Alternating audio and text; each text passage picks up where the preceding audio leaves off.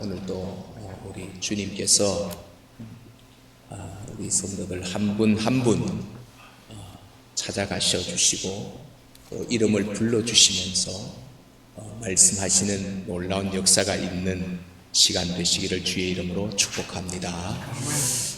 오늘은 이 창세기의 이 말씀을 가지고 이제 행위 언약에 대한 말씀을 함께 나눌 텐데요. 여러분, 성경에 하나님이 하나님의 백성인 우리들과 더불어 맺으신 언약이 몇 가지가 있어요.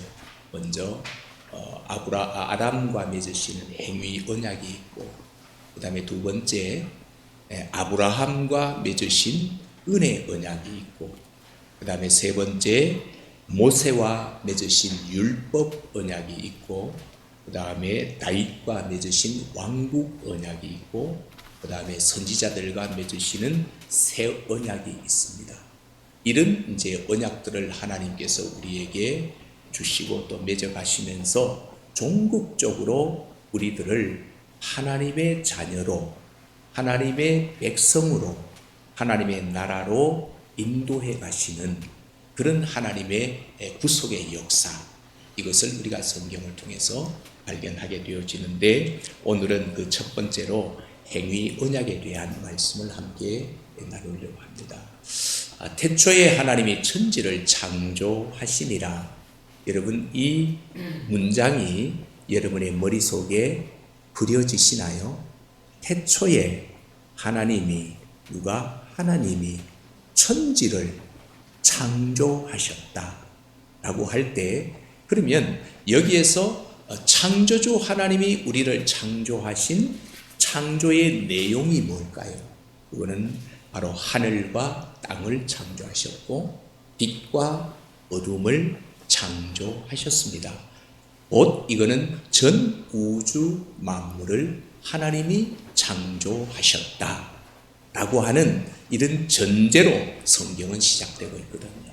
그리고 난 다음에 이제 두 번째, 우리가 하나님의 창조사역의 가장 이 클라이맥스라고 할 수 있는 이 인간 창조. 우리 인간을 창조하실 때는요, 하나님이 이 다른 피조물과 다르게 우리 인간을 창조하신 것이 있는데, 그게 무엇일까요? 성경에 보면 하나님의 모양과 형상을 따라, 하나님의 모양과 형상을 따라 우리 인간을 만드셨다. 그리고 난 다음에 그들에게 복을 주셨다. 이렇게 명하고 있습니다. 그러니까 결국 하나님의 모양과 형상대로 지음받는 우리 모든 이 땅의 사람들은 원래부터 하나님께로부터 무엇을 받을 사람들이에요?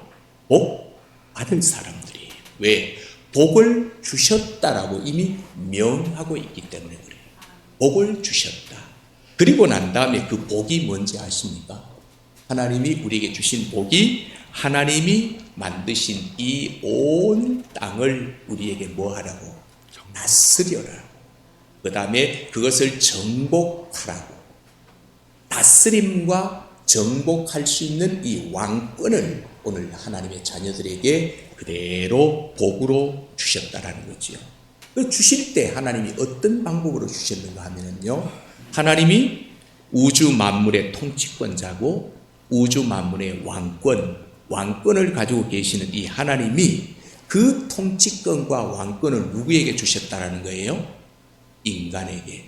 하나님의 모양과 형상대로 지음받은 인간에게 주셨는데, 주신 이것을 갖다가 뭐라 그래? 우리는 위임하셨다. 이렇게 말을 하는 거죠. 그러니까 하나님이 자기의 통치권과 왕권을 인간들에게 주실 때 모든 것을 우리에게 뭐 하셨다? 위임해 주셨다. 위임해 주셨다. 이것을 우리가 기억해야 되는데, 하지만요, 여기서 우리가 생각해야 되는 것은 하나님이 위임해 주셨다고 해가지고 그것을 내 마음대로 하라는 것은 아니에요. 위임이라고 하는 이 단어는 뭐냐면 하나님께 위임받은 영역이 있을 것 아니에요. 모든 사람에게는 각각 다르게 위임받은 영역 안에서 마치 내가 그것을 마음대로 하는데 누가 하는 것처럼 하라는 거예요. 하나님이 다스리고 통치하시는 것처럼 하라라고 우리에게 위임했다라는 거예요. 그러면 지나간 한 주간을 우리가 멀리 가지 말고 한번 생각해 봅시다. 한 주간의 삶의 영역 속에서 우리에게 맡겨주시는 영역이 있어요. 있는데 그 영역을 여러분들이 살아오시면서 하나님이 하시는 것처럼 사셨어요? 아니면은 내 마음대로, 내 계획, 내 생각대로 사셨어요? 여기서부터 우리가 바르게 이 정립을 하지 아니하면 우리의 신앙은요, 나중에 가면은 새 속에 다 그냥 삼킴받아 버립니다. 이게 지대로 안 되면 우리의 신앙은 나중에 가면은 전부 다가 어떻게 변할 수가 있는가 하면 이 타협, 그냥 형식 이런 것들로 바뀌어 버릴 수가 있다라는 거 우리가 꼭 기억하셔야 되는데, 나는 하루하루의 삶을 살 때 내 생각대로, 내 감정대로, 내 마음대로 할 것이 아니라 나는 하나님이 나에게 뭐 해주신 대로 위임하셨기 때문에 하나님이 살아가는 것처럼 살아야 되는구나, 이렇게 생각을 하십니다. 그 생각을 하고 우리가 늘 살아야 된다는 겁니다. 그러면 문제는 그거죠. 어떻게 하면 하나님이 다스리는 것처럼 우리가 그렇게 할 수 있을까? 하나님이 하시는 것처럼 그렇게 살아갈 수 있을까? 이제 이게 문제잖아요. 그러면 우리는 인간이기 때문에 하나님을 본 일도 없어요. 하나님을 경험한 적도 없어요. 단지 우리가 하나님을 알 수 있고 볼 수 있고 경험할 수 있는 방법은 다른 데서는 경험할 수 없고, 하나님이 딱 한 가지를 통해서 내가 여기에서 나를 계시해 주셨다, 내가 여기에서 나를 보여주셨다, 내가 여기에서 나를 느끼게 해주셨다라고 하는 것이 딱 하나가 있어요. 그게 뭘까요? 말씀입니다. 그러면 우리가 한 주간의 삶을 살 때 하나님이 살아가시는 것처럼 살기 위해서는 철저하게 하나님이 가르쳐 주시는 뭐대로, 말씀대로 살면 바로 하나님이 위임해 주신 그 삶을 그대로 사는 삶이 될 수 있다라고 하는 것이죠. 자, 그래서 또 한 가지는요, 그리고 난 다음에 하나님께서 7째 날 안식하셨다고 그랬습니다. 안식. 이 정리도 오늘 여러분들 좀 확실하게 좀 잡고 넘어갔으면 좋겠습니다. 안식하셨고, 그 다음에 안식일을 하나님이 거룩한 날로 구별해 주셨다, 이렇게 말씀했거든요. 그러면 여기서 안식하셨다라는 의미가 무엇인가 이제 간단하게 말씀드리면 이겁니다. 바로 하나님이 창조 사역을 모두 뭐 하셨다라는 거예요? 완성하셨다. 창조가 이제 끝났다라는 겁니다. 완성하셨다라는 의미가 있고, 두 번째 의미는 하나님의 온전한, 완성했기 때문에 거기에는 부족함이 없는 거잖아요. 그 완벽한 온전한 그 안식 안에 우리가 있을 때, 거기에 있을 때 하나님의 참된 안식으로 들어갈 수 있다는 거예요. 하나님의 온전한 다스림 안에 내가 있다면 나는 내 삶은 온전히 그것이 바로 안식할 수 있는 곳이 영역이 될 수 있다는 거예요. 그러면 우리가 살아가면서 우리를 하나님의 온전한 안식 안에서 살도록 가만히 놔놓지 않는 것이 있어요. 뭐죠? 나의 옛사람. 내 옛사람은요, 항상 어떻게 옛것을 향하여 달려가기를 원하고, 이 나의 새사람은 항상 어디로 들어가려고 해요? 하나님의 안식 안으로, 하나님의 온전하심 안으로 들어가려고 해요. 이 두 개 중에서 뭐가 일어나요? 싸움이 일어납니다. 이 싸움이 일어날 때 나는 아파도, 그 다음에 고통스러워도 옛것을 향하여 달려가려고 하는 옛사람에 대해서는 죽이고, 어디로? 하나님의 온전하심 안으로 들어가려고 할 때 그 안에서 우리는 참된 안식을 누릴 수 있다라고 하는 것이죠. 그래서 우리가 지난주에도 말씀을 제가 그리지 못하는 PPT지만은 그려가면서 이 세상이라는 큰 울타리 안에 그 속에 또 한 세상이 있어, 그죠? 그게 뭐라고요? 하나님의 나라. 세상에 막 살던 사람이 예수 그리스도를 통하여서 하나님의 나라 안으로 들어가게 되는 이걸 구출이라고 그러죠. 구출. 그래서 그 안에 발을 탁 담가버리면 우리의 삶은 정말 하나님 주신 자유를 누릴 수 있는데 우리는 양쪽에 발을 이쪽도 기웃기웃 이쪽도 기웃기웃 하다 보니 우리는 항상 어떻게 살아가요?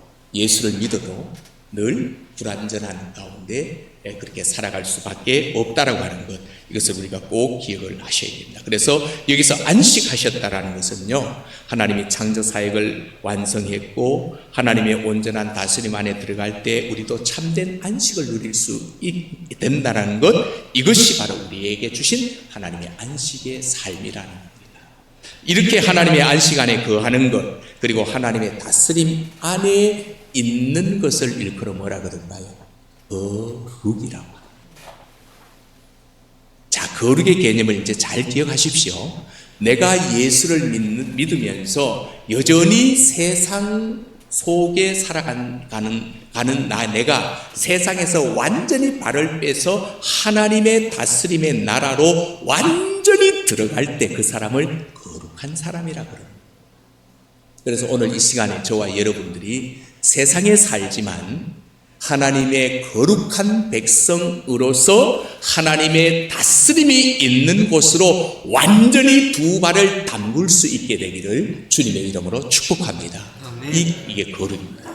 자, 그러므로 이제 우리는 우리의 모든 삶은 하나님 안에 있을 때, 말씀 안에 있을 때 그 사람은 거룩한 삶을 살게 된다라는 것입니다. 이게 오늘 말씀을 은혜 언약, 행위 언약을 이해하기 위한 배경의 말씀이에요. 자, 이 배경을 놓고 다시 한 번 더 오늘 본문 16절, 17절을 다시 한 번 더 읽어볼게요. 자, 지금까지 저는 배경을 말씀드린 거예요. 자, 놓고 16절, 17절 읽습니다. 시작. 여호와 하나님이 그 사람에게 명하여 이르시되 동산 각종 나무의 열매는 내가 임의로 먹되 선악을 알게 하는 나무의 열매는 먹지 말라. 내가 먹는 날에는 반드시 죽으리라 하시니라. 아멘. 이것을 뭐라고 한다고요? 행위 언약입니다. 행위 언약. 그러면 이 행위 언약은 누구와 누구 사이에 맺은 언약이라고요? 예, 하나님과 누구요? 아담. 자, 이 아담이라는 이 단어는 사람이라는 것과 같은 단어거든요. 아담이나 사람이나 똑같은 어원이에요. 그러므로 아담, 사람 똑같은 건데 결국 행위 언약은 첫 인류의 시조인 사람과 맺으신 언약이라는 겁니다. 그럼 이 사람 안에 누구도 있어요? 내가 있잖아요. 나도 사람이니까. 그렇죠? 사람이니까 이 언약의 대상자가 되는 거예요. 자, 이 언약의 대상자인데 그러면 언약의 내용이 뭐냐라는 겁니다. 이 두 절은요, 아주 신앙생활의 첫 출발을 주는 중요한 내용이에요. 행위 언약의 내용은 뭐죠? 자, 아담이 선악과를 따먹지 말라라고 하는 말씀을 누구에게 들어요? 언약을 맺으시는 하나님께로부터 듣는 거예요. 그러니까 이 행위 언약은 앞에 주제가 뭐가예요? 너는 선악과를 따먹지 말라라고 하는 말씀이 행위 언약의 주제가 되는 거예요. 이 언약 앞에서 순종하면 어떻게 된다고요? 영원히 사는 축복을 받고 선악과를 따먹지 말라 하는 이 주제, 이 말씀 앞에 불순종하면 어떻게 된다고요? 죽음이라고 하는 저주를 받게 된다. 이거거든요. 그러니까 아담의 행위가 순종이냐 불순종이냐 여기에 따라서 축복의 사람이냐 저주의 사람이냐가 나뉘어질 것입니다. 그러면 이 행위 언약에서 우리가 쉽게 발견할 수 있는 게 이거예요. 여러분, 우리가 복 다 받기를 원하잖아요.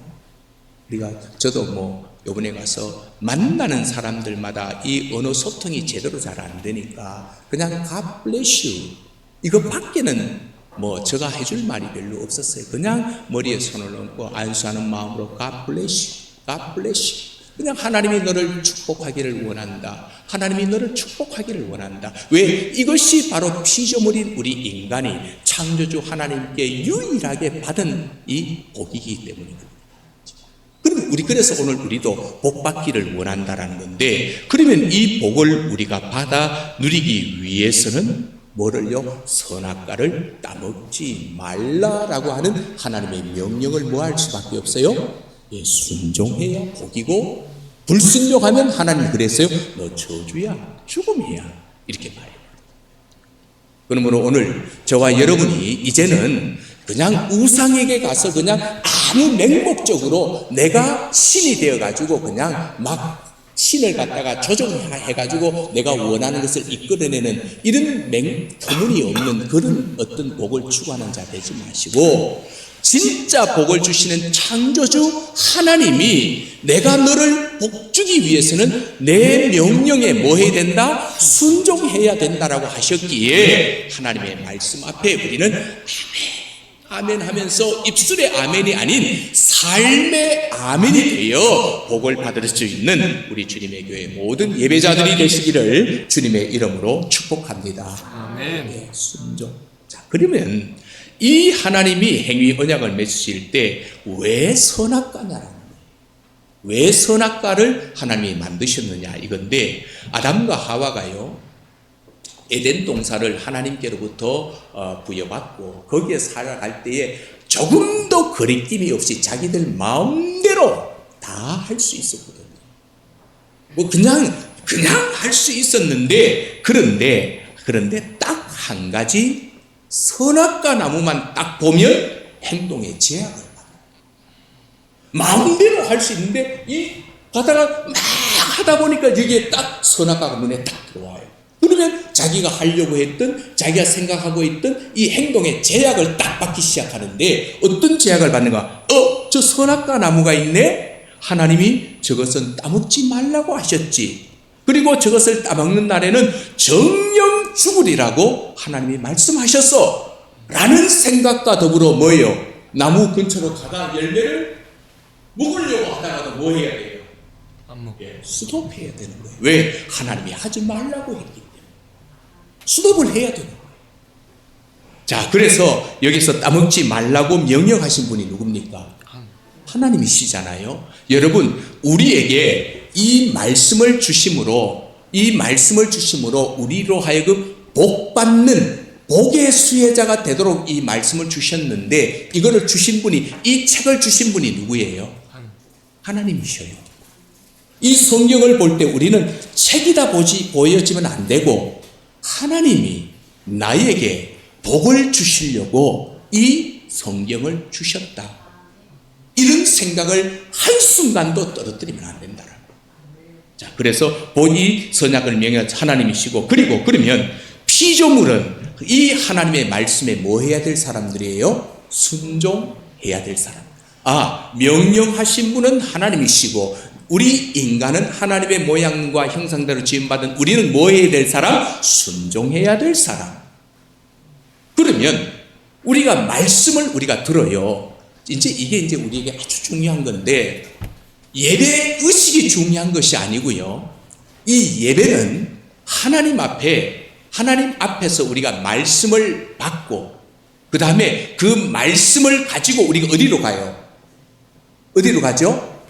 세상으로 가는데, 세상 속에 있는 하나님의 나라 백성처럼 살아야 되는 거예요. 살 때 선악과를 따먹지 말라 했던 것과 주일날 들었던 말씀은 뭐 한 거예요? 똑같은 거예요. 그래서 그 말씀 붙들고 내 마음대로 세상에서 막 살다가 보니까 나는 누구라고요? 하나님 나라 백성이니까. 하나님이 이렇게 말씀하셨네? 그럼 어떻게 해야 돼요? 수도? 그건 안 해야 돼요. 하나님이 이렇게 하라고 하셨네?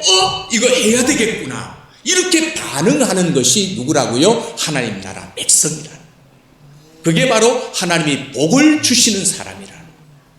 이렇게 사는 것이 우리에게 절대적으로 필요하다라는 겁니다. 그래서 선악과 앞에서 아담과 하와는, 하나님은 창조주이시고 바로 자기 자신들은 피조물인 것을 알아야 했었고, 하나님은 명령하시는 분이시고 자기들은 순종해야 되는 자임을 뭐를 볼 때마다, 선악과를 볼 때마다 그들은 깨닫고 그것을 알아야 된다는 거죠. 자, 그러면 지난주에 성경 이 껍데기 이거 들쳐 보신 분 있으세요? 다시 말하면 읽으신 분 있느냐 이 말입니다. 성경 읽으시고 성경 필사하시고 하시면서 왜 성경을 읽고 필사하십니까? 하나님이 나에게 오늘 그동안에 내가 발견하지 못했던, 내가 알지 못했던 하나님의 말씀이 뭐가 있을까? 그거를 알고 떡 쓰다 보니까, 읽다 보니까 하나님이 이렇게 말씀하셨네? 그것이 뭐가 되어야 돼요? 선악과가 되어야 되는 거예요. 그러기 위해서 우리가 성경을 우리가 읽고 묵상하고 암송해야 된다는 것입니다.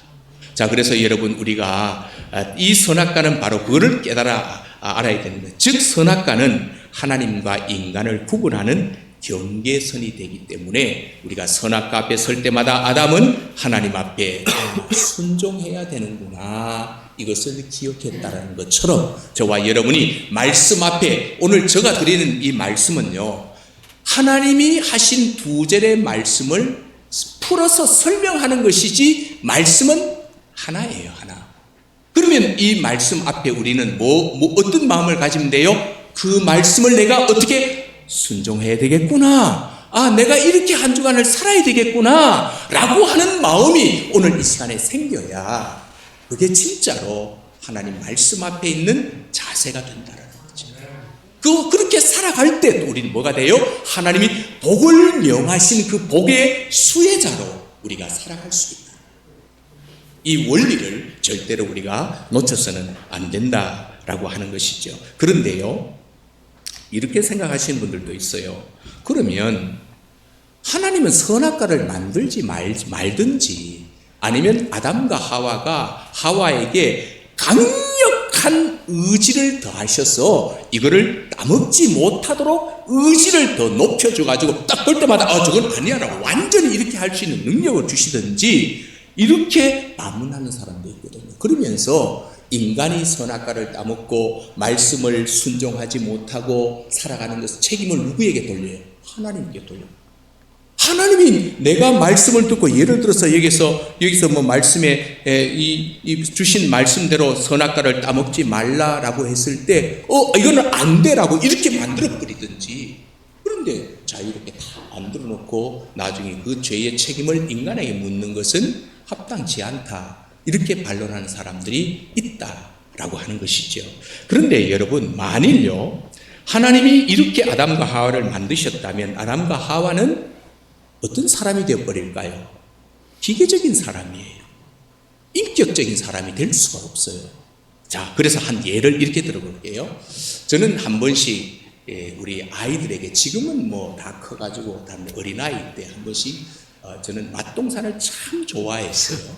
좋아하고 산도를 참 좋아했는데, 이런 거를 이제 내 거라고 이제 사놨잖아요. 사놓으면 이제 아이들이 그거를 이제 먹을 것이 이제 눈에 앞에서 갖고 먹습니다. 먹을 때 야 그거 하나 줘 이렇게 했을 때, 내가 야 아빠도 한 입 줘, 아빠도 하나 줘라고 했을 때, 한 입 줄래 했을 때 진짜 그것을 먹고 싶어서 달라 그랬을까요? 아니면 이 아이가 어떻게 반응하는가를 알고 싶어서 달라 그랬을까요? 먹고 싶은 마음도 없지 않아 있지만, 솔직히 그렇잖아요. 있지만 과연 저놈이 아빠가 달라 그럴 때 어떻게 반응을 할까, 이게 되게 궁금해서 한 번씩 달라 그럴 때도 없지 않아 있다라는 거예요. 그래서 아이가 그래서 아빠도 드세요. 뭐 애들이 뭐 드시는 말은 쓰겠어요. 아빠도 먹어라고 이렇게 입에다가 대주면 어떻게 해요? 기분이 좋아가지고 아이고 내 새끼가 군등이 두드려 주잖아요. 그런데 주는 걸 진짜 먹어요, 안 먹어요? 아니야, 너 먹어라고 이렇게 다시 아이에게 주잖아요. 자, 여기에서 그런데 만일 아빠도 한 입 줄래라고 했을 때 들은 척도 안 하고 지 혼자 싫어라고 막 먹는다면, 이 나쁜 놈, 속으로, 겉으로는 아니지, 이 나쁜 놈, 남도 아니고 아빠가 하나 달라. 그것도 산 것도 내가 산 건데, 내가 사준 건데, 예? 내가 사줬잖아요. 내가 사준 건데 저 한 입도 안 주다니 하면서 내 마음이 어떨까요? 서운한 마음이 있다. 그래가지고 아버지가 화가 나가지고 열받아가지고 너무 서운한 나머지 아이가 잠을 잘 때 머릿속에 컴퓨터 칩을 하나 심어버렸어요. 머릿속에 칩을 심어가지고 아빠 한 입 끄면 아이가 응 아빠 여기 있어라고 주도록 이런 프로그램에 칩을 하나 심어버렸다라는. 그래서 언제든지 이 아이가 아빠 말하면 응 아빠 탁탁탁 이렇게 반응한다. 이것을 인간들은요 바라보면서 뭐라 그래요? 참 저 아이 완벽하다. 쉽게 말하면 어떻게 저럴 수가, 아이가 저럴 수가 있겠는가라고 우린 좋아하거든요. 근데 이거는 완벽일까요? 아닐까요? 이거를 완벽이라 말하지 않고 기계적 반응이라고 해요. 왜? 칩을 심어놨기 때문에. 그렇게 만들어놨기 때문에. 이거는 감정이 아니, 인격이 아니라는 겁니다. 그래서 여기서 완벽이라고 하는 이 말은 응 아빠 먹으라고 할 수도 있고 싫어요 라고 할 수 있는 뭐의 선택, 나의 의지의 선택이 완벽할 때 그걸 완벽이라 그래요. 그런데 자율적인 마음이 없는 표현하는 사랑에는요 그런 기쁨을 느낄 수가 없는 거거든요. 그건 당연한 거니까 기쁘지 않아요. 이처럼 하나님은 인간을, 저와 여러분들을 기계적으로 만들지 않으셨다라는 거예요. 기계적으로 만들지 않으시고 인격적으로 우리가 하나님께 반응하도록 우리를 만드셨다라는 거예요. 이거를 우리가 절대 잊어버리면 안 되는 겁니다. 그래서 그 인격으로 나는 뭐 할 수 있어요? 순종할 수도 있고 내가 가지고 있는 그 인격으로 불순종할 수도 있다라는 것이죠. 그런데 불행하게도 아담과 하와는 뭘 선택해버렸어요? 불순종을 선택한 거예요. 자기에게 준 인격으로. 불순종을 선택했는데 이 불순종을 선택한 이것을 우리는 뭐라 그래요? 죄라고. 이게 죄인 거예요. 우리가 죄라는 단어를 쓸 때 윤리 도덕적인 이 사건이 내 머릿속에 먼저 들어오면은요, 그거는 온전히 죄를 알지 못하는 거예요. 진짜 죄는 바로 하나님이 나에게 주신 이 의지로, 인격적 자율적 의지로 하나님이 원하시는 것에 순종하지 않고 불순종했을 때 나타나는 현상이 죄가 되는 거죠. 이게 죄거든요. 그래서 죄라는 것은 다른 것이 아니고 이겁니다. 예를 들면 이렇게 생각해 볼까요? 하나님이 너 이거 따먹지 말라라고 했잖아요. 하나님이 따먹지 말라고 했으면 우리는 피조물이니까 그 앞에 순종을 해야 되는데 그냥 따먹지 말라라고 하는 말이 있음에도 불구하고 내가 따먹어 버렸어요. 그러면 나는 하나님을 뭐로요? 하나님으로 인정한 거예요? 안 한 거예요? 안 한 거예요. 죄는 하나님을 하나님으로 인정하지 않는 것이 죄가 되는구나. 그리고 또한 인정하지 않다 보니까 하나님은 이렇게 말씀하셨는데 인정하지 않으니까 나는 내 마음대로 내가 원하는 것을 하고 살아가자.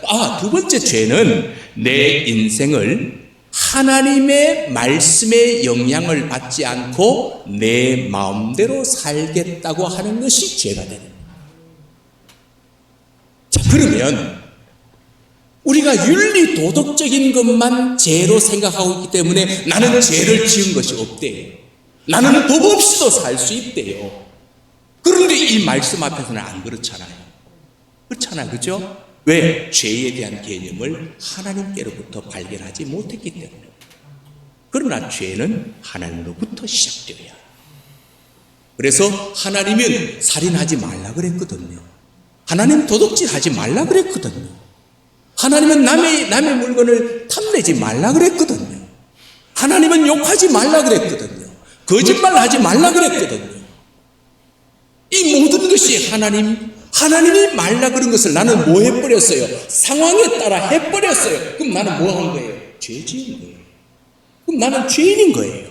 그럼 뭐가 필요해요? 죄인에게는 뭐가 필요하죠? 예수 그리스도가 필요한 거예요. 왜? 그리스도는 나의 죄를 위해서 십자가에서 자신의 생명을 내어놓고 피를 흘려 주셨기 때문에. 그 보혈이 내게 필요하단 말이죠. 그래서 우리는 날마다 예수가 없이는 살아갈 수 없는 그런 인생이 되어버렸다는 것이죠. 여러분, 그래서 결국 인간의 죄는요, 하나님과 단절되어요. 그 다음에 인간의 죄는 인간에게 죽음을 가져오게 되었고, 인간의 죄는 죄의 수치감을 느끼게 했고, 그 이후에 죄의 역사가 계속 이제 인간 역사 가운데 흘러내려오게 되는데, 그러면 인간 사이의 최초의 범죄가 뭘까요? 아담과 하와가 인간의 시작이에요. 근데 인간의 역사 가운데 최초의 범죄는 어디서 일어났을까요? 형제 가운데 일어납니다. 형제 가인과 아벨, 형제 가운데 이 죄가 시작되어집니다. 그래서 가인은 동생 아벨을 돌로 쳐 죽여버립니다. 이유가 뭔지 아세요? 시기입니다. 시기. 여러분들 사촌이 땅을 사면 배합하는 것이 뭐예요? 시기잖아요. 시기. 남이 나보다도 좀 더 잘 되면, 남이 나보다도 다른 사람에게 좀 더 인정받으면 내가 막 은근히 내 속에서 뭔가 막 이 안정을 잃어버리고 막 내 감정이 막 오락가락오락하는 이게 뭐예요? 시기로부터 나오는 거예요. 시기. 근데 이 시기는 바로 뭐를요? 인류의 최초의 죄를 범하게 하는 이유가 됩니다. 오늘 저와 여러분에게는 예수 그리스도의 이름으로 하나님의 모양과 형상대로 지음받은 내 주변에 누군가가 잘 때거들랑 진심으로 축복해 줄 수 있는, 그것을 얻기까지 얼마나 그 사람이 수고하고, 그것을 얻기까지 그 사람이 얼마나 자신과의 싸움을 했고, 이것을 인정하며 박수 쳐줄 수 있는 그런 우리 주님의 교회 성도, 주님의 교회 하나님의 백성들 되기를 주님의 이름으로 축복합니다. 이게 바로 하나님께 복받는 방법이에요. 다른 게 없습니다. 자, 그래서 이제 이 범죄의 결과로 가인이요, 우리 요거는 찾아봐야 되는데, 자, 창세기 4장 한번 찾아보세요.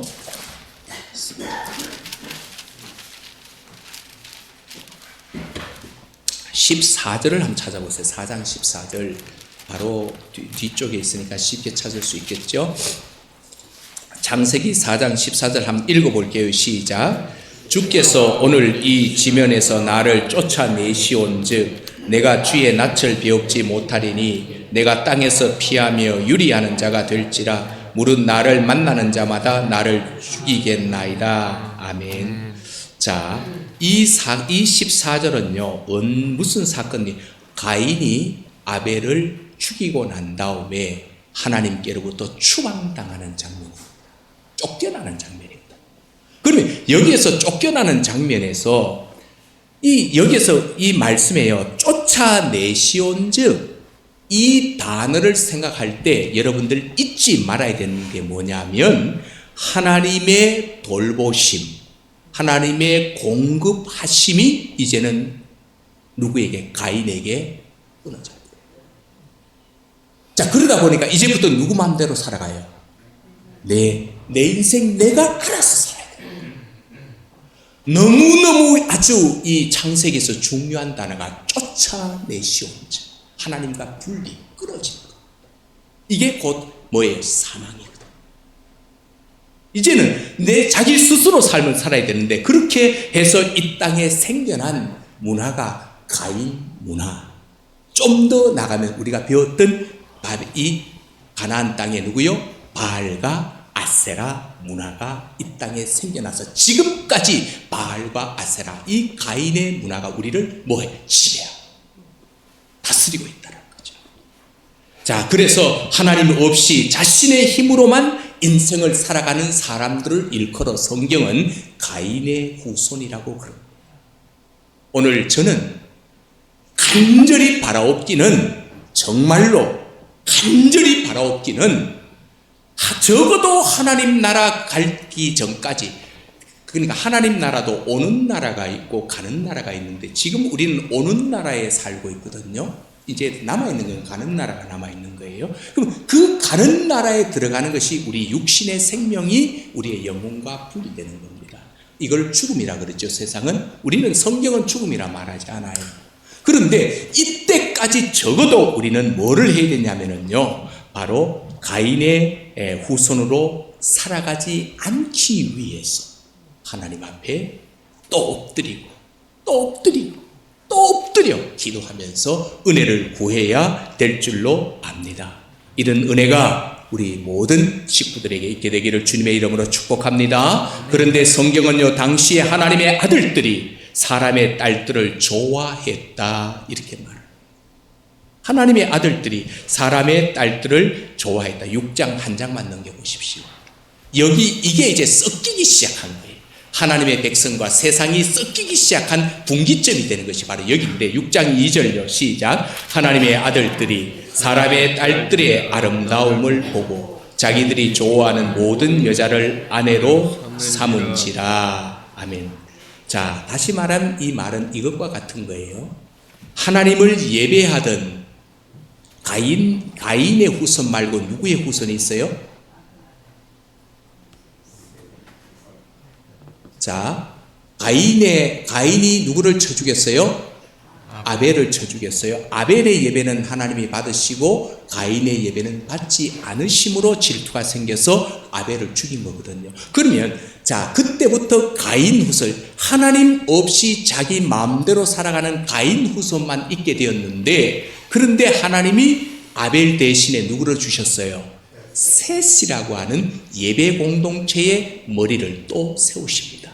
그래서 그 셋의 이 자손들의 신앙 원리, 이 원리와 가인 문화를 이끌어가던 이제 자기 마음대로 살던 사람은요, 힘 있는 자가 다스리거든. 정복하거든.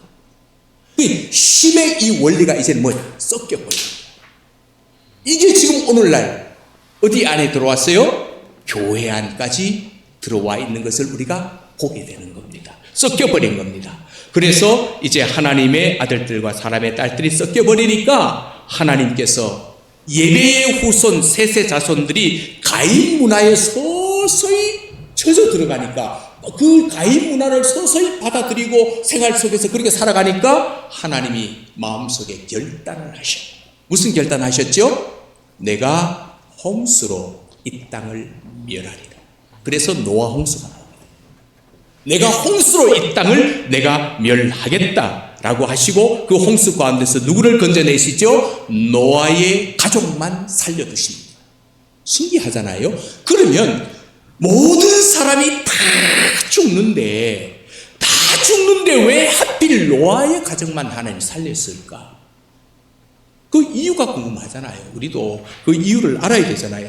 자, 그래서 그 노아의 가정 이유가 6장 8절 보십시오. 그게 이유예요. 다른 이유 없어요. 모든 사람을 다 죽이시는데, 다 멸망시키시는데 살려두신, 구원하신 이유가 6장 8절 시작. 그러나 노아는 여호와께 은혜를 입었더라. 아멘. 그래서 오늘 저는 여러분들이 신앙생활 하는 동안에 다른 사람에게 주목을 받는 이거 좋아하지 마시고, 다른 어떤 힘의 논리에 어떤 내가 줄을 섰다고 해서 좋아하지 마시고, 하나님의 눈이 내 삶에 은혜를 베풀어 줄 수 있는 그런 하나님의 사람, 이런 사람들이 다 될 수 있기를 주님의 이름으로 축복합니다. 아멘. 옛날 성경에는요, 노아가 하나님의 기쁨이 되었더라 이렇게 되어 있거든요. 다시 말하면 저와 여러분들이 아까 뭐라 그랬죠? 저 초코파이 하나 좀 나 한 입 먹을 거야. 나도 한 입 줄래?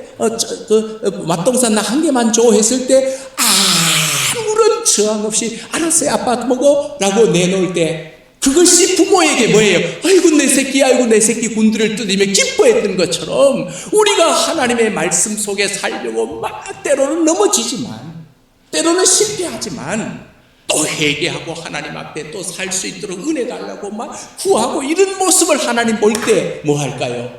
아이고 내 새끼라고 두들겨 주시다가 이런 일이 벌어지면 그 사람은 뭐 하신다? 구원하신다. 복을 주신다. 복이 그렇게 많아요. 그래서 사랑하는 성도 여러분, 이제 말씀을 정리를 좀 해보겠습니다.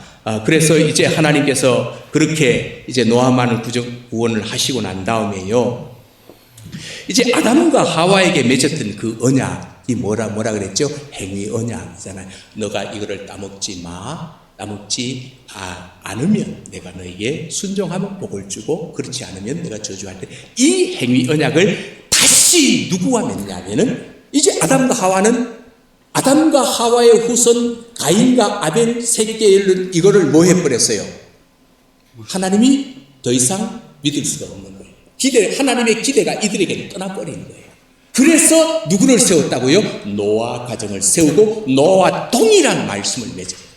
행위 언약을 맺습니다. 그 말씀이 이제 인데 8장 17절 뒤로 한번 넘어가 보세요. 8장 17절.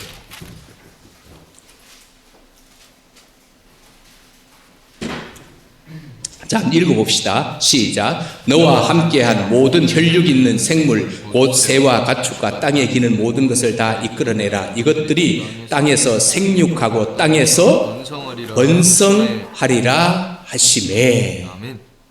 아담과 맺었던 이 행위 언약을 다시 한 번 더 노아와 맺으신다는 겁니다. 그 이후에 이제 가인의 문화를 계승한 누가 나타나는가 하면 니므롯의 문화, 10장에 나오는데 10장 9절에서 8절에서 9절인데 이 니므롯의 문화가 뭐냐 하면요, 바벨탑. 바벨탑 그러면 누구를 생각해야 돼요? 가인, 그 다음에 니므롯, 그 다음에 바벨탑. 이게 세상 문화의 역사의 큰 줄기예요. 이 바벨탑은 그들이 높은 곳에 살고 흩어지지 않고 힘을 모으려고 바벨탑을 쌓은 거잖아요. 자, 그러면 그냥 이 내용만 알고 있으면 성경은 반쪽짜리 알고 계시는 거고, 이것은 땅에 노아와 후손과 맺은 이 행위 언약이 뭐라 그랬죠? 너가 이 땅에서 뭐 한다고요? 17절. 땅에 생육하고 땅에서 번성하리라. 이게 하나님의 목적이에요. 그런데 이 니므롯의 후손들이 바벨탑을 쌓으면서 뭐해요? 나는 높은 곳에 살며 흩어지지 않겠다라고 바벨탑을 쌓은 거거든. 이건 정식적으로 하나님을 뭐 하는 거예요? 말씀에 도전하는 거예요. 도전하게 돼요. 도전했기 때문에 하나님께서 이들을 뭐해요? 강제적으로 흩어버려요. 하나님 강제적으로. 이게 신약에서 어디서 또 나와요? 사도행전 1장 8절에 예루살렘과 유대와 사마리아와 땅끝까지 복음 전파라 그랬잖아요. 근데 이 예수님 승천 이후에 예수님의 제자들이 안 흩어져요. 예루살렘만 모여가지고 자기들끼리 막 살 때 하나님이 스데반 집사의 순교로 인해서 저들을 온 세상에 흩어버려요. 예나 지금이나 하나님의 말씀에 역행하는 도전하는 행위에 대해서는요, 하나님이 그냥 흩어버려, 강제적으로 해버려. 그때부터 인생들이 점점 고통의 이 터널 속으로 들어갈 수밖에 없게 된다라고 하는 것입니다. 그래서 그들이 쌓은 이 바벨탑은요, 하나님의 주권과 명령에 대항하기 위한 시도였고 내 힘으로 한번 해보겠다라고 하는 도전이었습니다. 그랬을 때 결국 저들은 망하게 되었고, 결국 그리고 난 다음에 이런 문화 속에서 하나님이 아하, 노아의 후손들도 안 되는구나. 그래서 누구를 세우셔요? 창세기 12장에서 아브라함을 불러서 이제 행위 언약이 끝내고 이제는 은혜 언약으로 하나님이 아브라함을 불러주십니다. 이게 이제 지금까지는 11장의 내용이고 1장부터 11장 내용이고 이제 12장부터는 하나님의 은혜 언약으로 들어가요. 이건 이제 다음 시간입니다. 그래서 오늘 말씀을 결론 맺습니다. 오늘 하나님은 저와 여러분에게 복을 먼저 명하셨어요. 복의 사람으로 우리를 세우셨어요. 그런데 그 복의 사람이 되기 위해서는 내 마음대로 하는 것이 아니라 하나님이 주시는 말씀 앞에 뭐하면? 순종하면 복이요, 불순종하면 멸망이요, 지어주라. 그래서 오늘 저와 여러분이 이 하나님의 말씀을 대하는 이 태도가 다시금 새로워져서 우리 모두 다가 하나님 앞에서 진정한 복된 자로 살아갈 수 있는 그런 은혜가 있게 되기를 주님의 이름으로 축복합니다.